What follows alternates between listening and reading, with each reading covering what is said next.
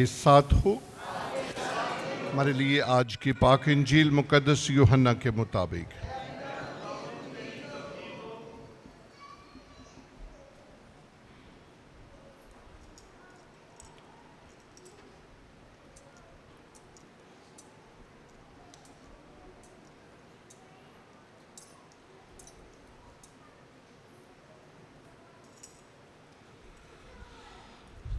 उसका 10वां बाब पहली आयत से। उस वक्त यीशु ने यहूदियों को कहा, मैं तुमसे सच सच कहता हूं कि जो कोई दरवाजे से भेड़ खाने में दाखिल नहीं होता बल्कि और तरफ से चढ़ जाता है, वो चोर और बटमार है। लेकिन वो जो दरवाजे से दाखिल होता है वो भेड़ों का चरवाहा है। उसके लिए दरबान दरवाज़ा खोल देता है और भेड़ें उसकी आवाज़ सुनती हैं और वो अपनी भेड़ों को नाम बनाम बुलाता है और उन्हें बाहर ले जाता है। और जब वो अपनी सब भेड़ों को बाहर निकाल चुका हो तो उनके आगे आगे चलता है और भेड़ें उसके पीछे पीछे हो लेती हैं, क्योंकि वो उसकी आवाज़ पहचानती हैं। मगर वो बेगाने के पीछे नहीं जाती बल्कि उससे भागती हैं, इसलिए कि बेगानों की आवाज़ नहीं पहचानती। यीशु ने ये तमसील उनसे कही, लेकिन वो न समझे कि हमसे क्या बातें कर रहा है। यीशु ने उनसे फिर कहा, मैं तुमसे सच सच कहता हूँ कि भेड़ खाने का दरवाज़ा मैं हूँ। जितने मुझसे पहले आए हैं वो चोर और बटमार हैं, मगर भेड़ों ने उनकी न सुनी। दरवाज़ा मैं हूँ, अगर कोई मुझसे दाखिल हो तो निजात पाएगा और अंदर बाहर आया जाया करेगा और चरागाह पाएगा। चोर नहीं आता मगर चुराने और कत्ल करने और हलाक करने को। मैं इसलिए आया हूं कि वो जिंदगी पाएं बल्कि कसरत से पाएं।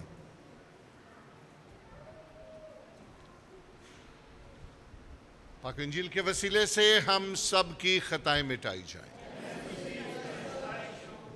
उसी खुदावंद में अजीज भाइयों बहनों, आज पाशका का हम चौथा इतवार मनाते हैं और पाशका का जो चौथा इतवार होता है ये गुड शेपर्ड संडे, अच्छे चरवाहे का इतवार, और दूसरा वोकेशन संडे, यौम बुलाहट। तो आज हम दो मौजूआत पर बात करेंगे। अच्छे चरवाहे की, चूँकि आज अच्छे चरवाहे का इतवार है, और बुलाहट का इतवार है। तो आज हम दो मौजूआत पर बात करेंगे। जब हम बात करते हैं चरवाहे की तो ये टाइटल, ये उन्वान खुदा के लिए मंसूब है पुराने अहदनामे में। तो जब हम पुराने अहदनामे की तारीख को देखते हैं, लोगों ने जब इस बात को महसूस किया कि कोई ताकत है जो हमारी रहनुमाई करती है, जो हमें खतरे से बचाती है, जिसने हमारे रास्ते का तयन किया, जिसने हमारी मंजिल बनाई है, तो ये कोई ताकत है और ये खुदा की ज़ात है। तो इसलिए पुराने अहदनामे में खुदा को नेक चौपान कहा गया। जब हम पुराने अहदनामे पर गौर करते हैं, बाप इब्राहिम के बुलावे पर गौर करते हैं, तो इसका जिक्र हमें तकवीन की किताब से मिलता है। तो ईमान का आगाज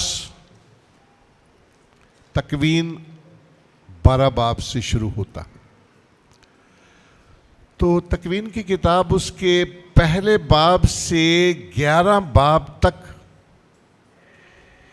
ये हमें तख्लीक, इंसान की पैदाइश, इसके बारे में हम देखते हैं। तो ये पहले जो 11 बाब है ये तख्लीक के हैं, और तकवीन की किताब उसके 12वें बाब से ईमान का आगाज होता है। तो ये खुदा है जो बाप इब्राहिम को बुलाता है। तो ये है बुलाहट।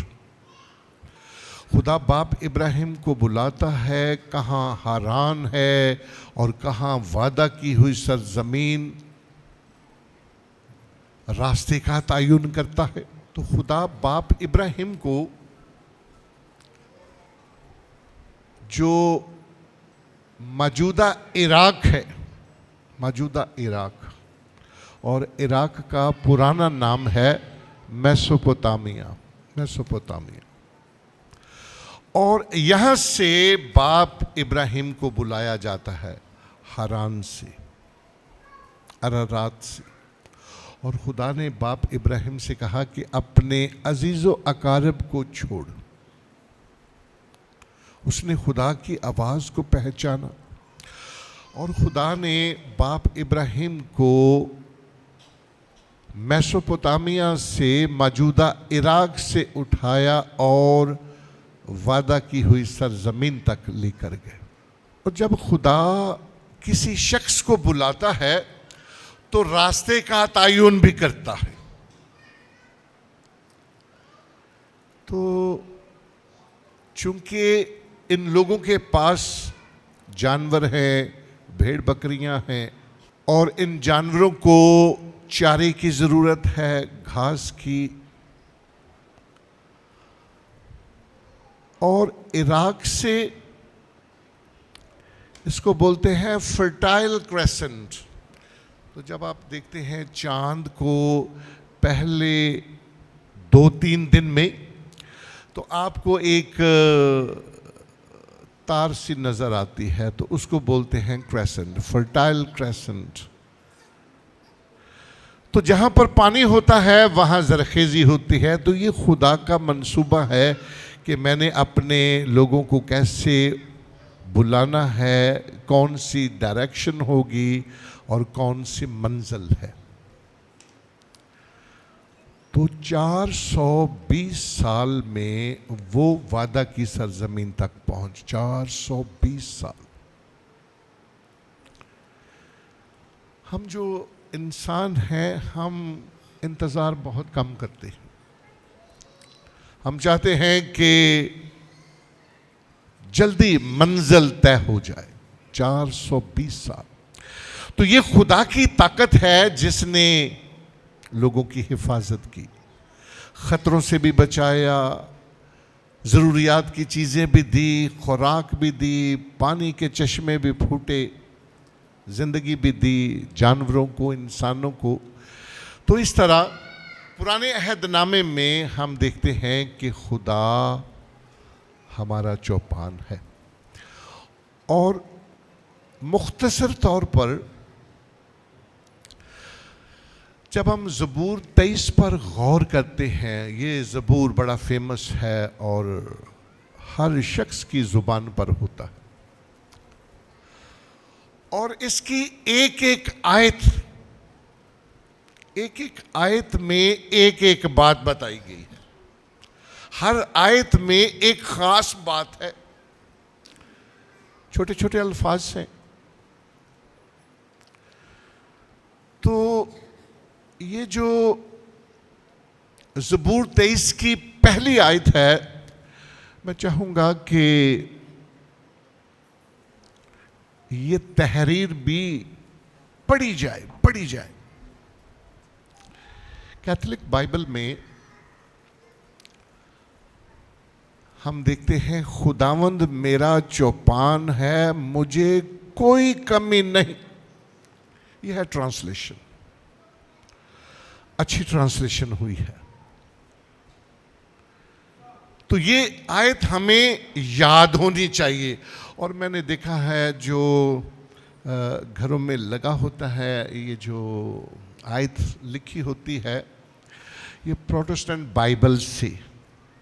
जब प्रोटेस्टेंट बाइबल में पढ़ते हैं खुदावंद मेरा चौपान है, मुझे कोई कमी ना होगी। जो अदबी लोग हैं, उर्दू जुबान से ताल्लुक़ रखते हैं, जब ट्रांसलेशन की बात है तो कैथोलिक चर्च की जो ट्रांसलेशन है ये बड़ी पावरफुल है। बहुत सारे जो लोग हैं वो इस बात की तारीफ करते हैं और वो तरजीह देते हैं कि हमारे पास कैथोलिक बाइबल हो।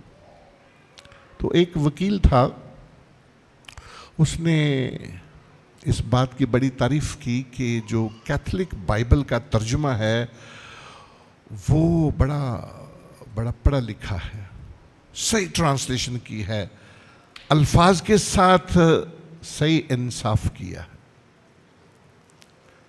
खुदावंद मेरा चौपान है, मुझे कोई कमी नहीं।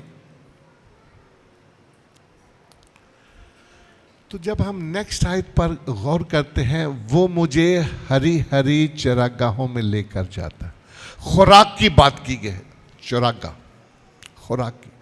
वो मुझे राहत की नदियों के पास, रोटी और पानी की बात की गई, खुराक और पानी की बात की गई है। अगरचे मैं तारीकी की वादी में से गुजरूं तो तू मेरे साथ है, अगर मैं भटक जाऊं तो तू मेरे साथ है, तेरी लाठी मेरे लिए तसल्ली का बाइस है। जब हम आज के दौर में देखते हैं, आज के दौर में हर इंसान चाहता है कि मुझे तहफ़्फ़ुज़ मिले। तहफ़्फ़ुज़ के लिए आज का इंसान क्या करता है? वो असला रखता है, असला, पिस्टल रख लिया और बंदूकें रख ली, सराने के पास रख दिया। क्या अभी मुझे खौफ नहीं है, मेरे पास असला है, मेरे पास हथियार है। कुछ लोग पालतू जानवर रखते हैं, डॉग्स, कि ये जो मेरा डॉग है ये मेरी हिफाजत करता। मगर ज़बूर नवीस क्या कहता है कि तेरी लाठी मेरे लिए तसल्ली का बाइस है, तेरी लाठी मेरे लिए तसल्ली का बाइस है। तो ये लाठी हमने नबियों के पास देखी। तो ये जितने भी बड़े ऑफिसर्स होते हैं या फौज में जर्नैल होते हैं, तो ये जो लाठी है, स्टिक, फौज में जो जर्नैल होता है जब वो रिटायरमेंट होती है तो वो लाठी दूसरे को सुपुर्द करते हैं। है तो स्टिक, लेकिन ये इख्तियार की बात है, तेरी लाठी मेरे लिए तसल्ली का बाइस है। और कैथोलिक चर्च में जो हमारी इबादत का निज़ाम होता है ये भी ऐन इस ज़बूर के मुताबिक है। और पाक इंजील जो हमने पढ़ी है ये इसकी अक्कासी करती है। ऑल्टर बॉयज होते हैं, काहिन होता है, पाक पानी का छिड़काव होता है और बिशप साहब के पास आसा होता है। तेरी लाठी मेरे लिए तसल्ली का बाइस है। तो इस इक्तबास को इलामती तौर पर इबादत में ये दिखाया जाता है। तो पुराने अहदनामे में खुदा चरवाहा है, नए अहदनामे में यसु मसीह अपने आप को पेश करते हैं कि अच्छा चरवाहा मैं हूँ, अच्छा चरवाहा मैं हूँ। अच्छा चरवाहा अपनी भेड़ों को जानता है और भेड़ें मालिक को जानती हैं। मेरी भेड़ें मेरी आवाज़ सुनती हैं। अच्छा चरवाहा अपनी भेड़ों के लिए जान देता है। तो ये जो पैराग्राफ, ये इक्तबास जो पढ़ा गया है, इसकी एक बड़ी खास गहराई है। एक सिनेरियो दिखाया गया है, एक तस्वीर दिखाई गई है कि एक चरवाहे का रोल क्या होता है। शायद हम शहर से ताल्लुक़ रखते हैं, लाहौर से ताल्लुक़ रखते हैं, तो चरवाहों के बारे में तो हम नहीं जानते होंगे कि चरवाहा क्या होता है, भेड़ बकरियां क्या हैं। जब हम कलाम में देखते हैं, जब बनी इस्राएल कौम मिस्र में पहुंचे तो जो मिस्र की हुकूमत थी उन्होंने कहा कि ये जो इस्राएली आए हैं इनको एक ख़ास एरिया दिया जाए, ये पूरे मिस्र में नहीं जा सकते, और इनके लिए एक ख़ास इलाका मुख्तस था, और वो इंग्लिश बाइबल में इंग्लिश लफ्ज़ में कहते हैं land of Gaussian, land of Gaussian, और उर्दू में जोशन की सरजमीन। तो अल्फाज मिलते जुलते हैं। और वजह क्या है कि चूंकि इस्राएलियों के पास भेड़ बकरियां हैं, जानवर हैं, और इनको आगे ना जगह दी जाए क्योंकि इनसे बदबू आती है। तो ये वजह थी एक ख़ास इलाका देने की कि भेड़ों से बदबू आती है, भेड़ों बकरियों से।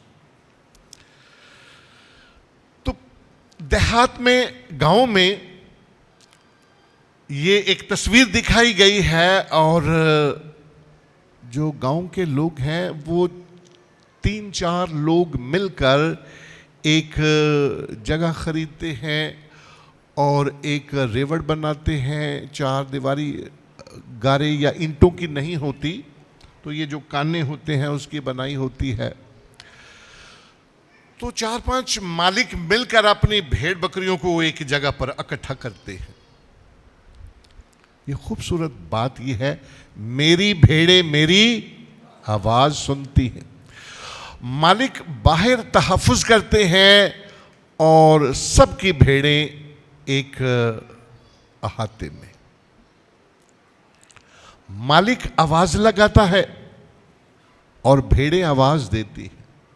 जैसे हम पाक पानी का छिड़काव होता है या चर्च की बेल बजती है, जब हमारे कानों में आवाज़ पड़ती है तो हम उसका रिस्पॉन्स देते हैं।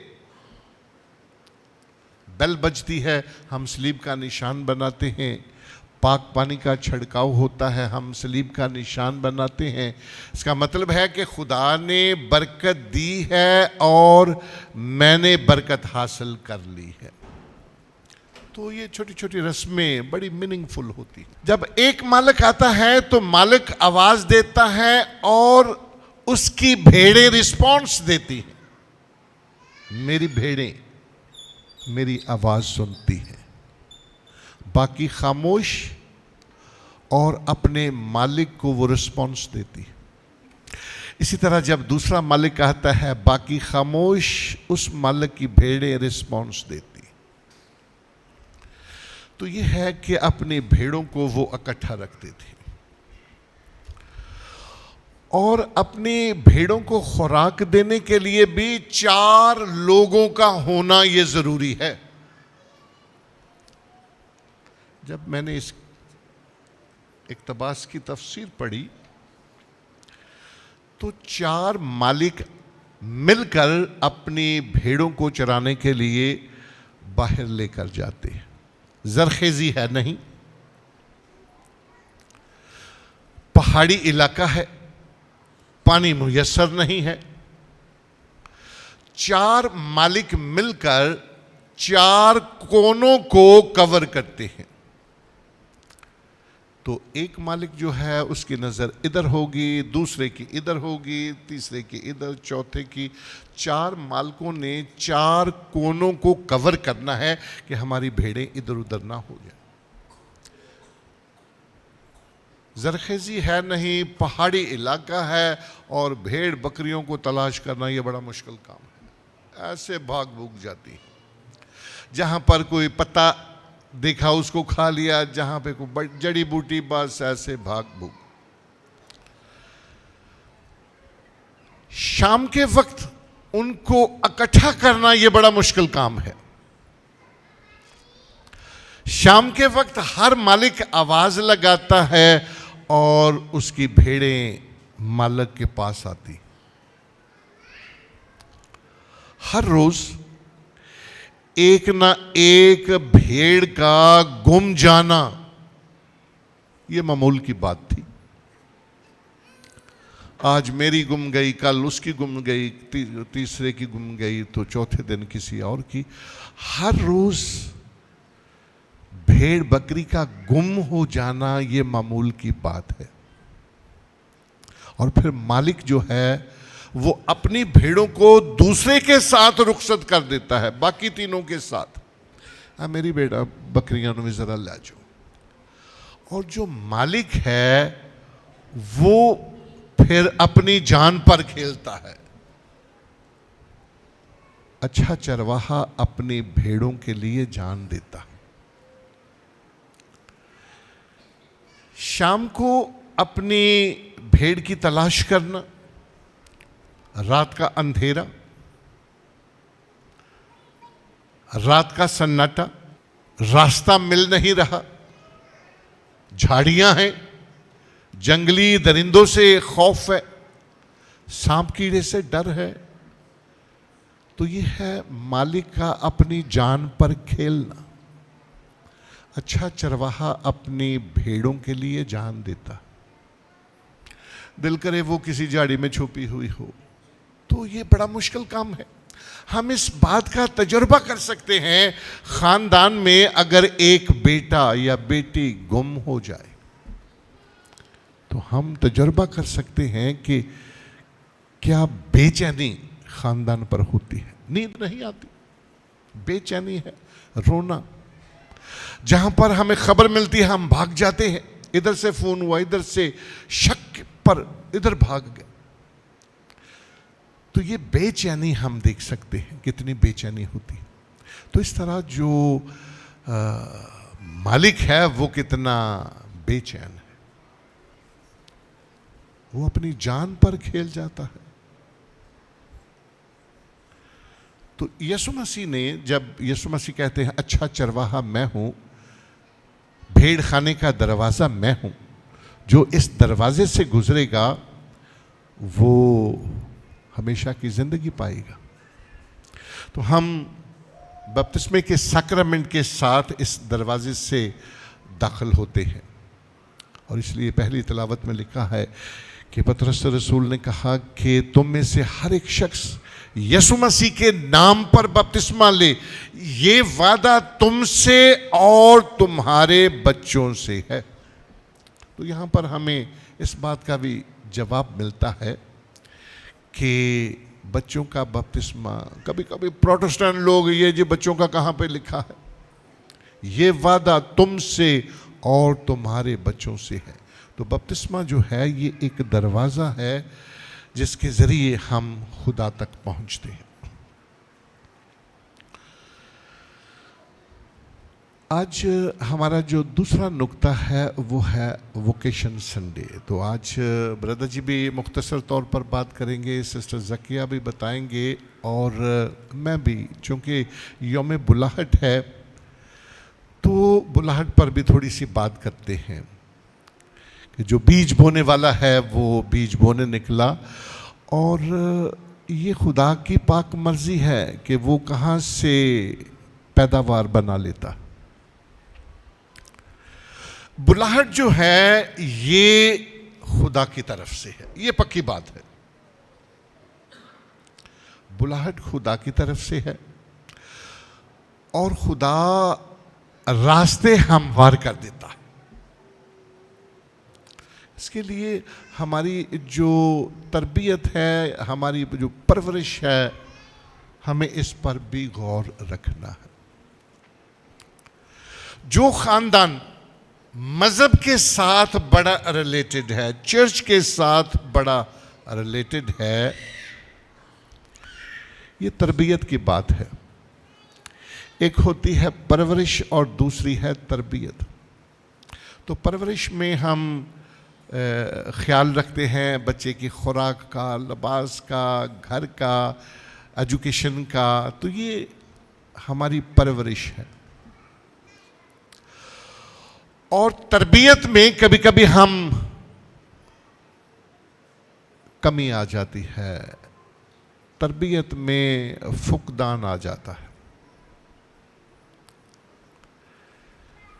तरबियत ये है कि हम अपने बच्चों को ट्रेन करें, अपने बच्चों को साथ लाएं।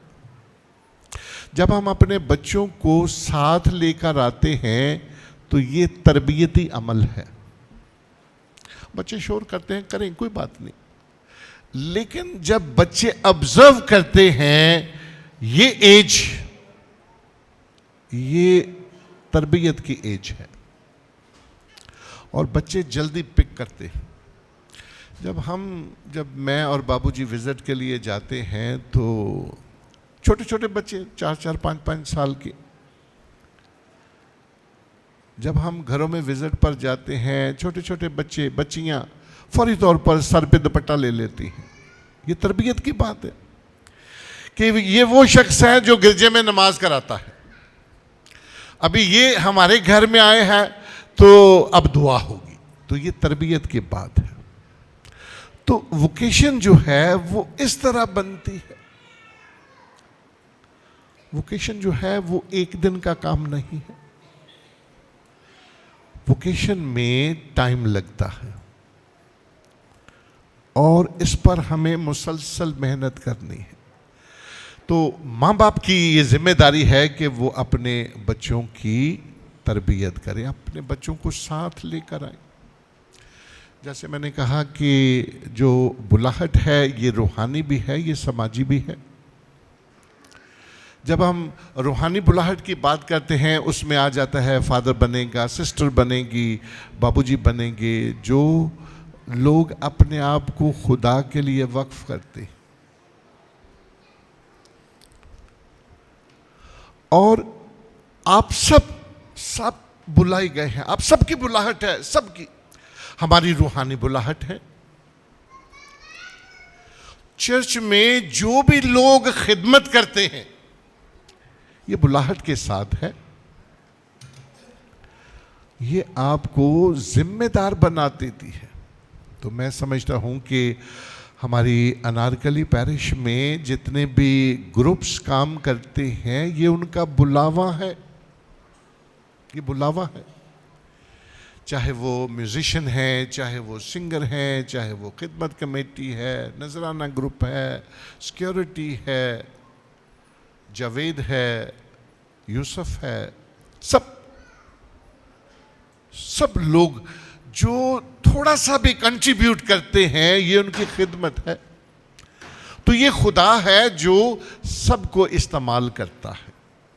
तो खुदा अपने लोगों को खुद चुनता है, भले जितना मर्जी इख्तलाफ हो जाए, लड़ाई झगड़ा हो जाए, मगर एक ताकत है जो हम सबको इकट्ठा करती है। इख्तलाफ भी होता है, हम इकट्ठे भी होते हैं। तो ये है पाकरू का काम। पाकरू हमें इधर उधर होने नहीं देगा, जितना मर्जी भाग ले। तो ये है खुदा की कुदरत। हम सब माँ बाप की भी एक बुलाहट, एक जिम्मेदारी सौंपी गई है। आपको खुदा ने बाप का, माँ का दर्जा दिया है, एक जिम्मेदारी सुपुर्द की। तो हमने इस बुलाहट पर गौर किया। आज वोकेशन संडे भी है, अपने बच्चों को खुदा की तरफ लेकर आए।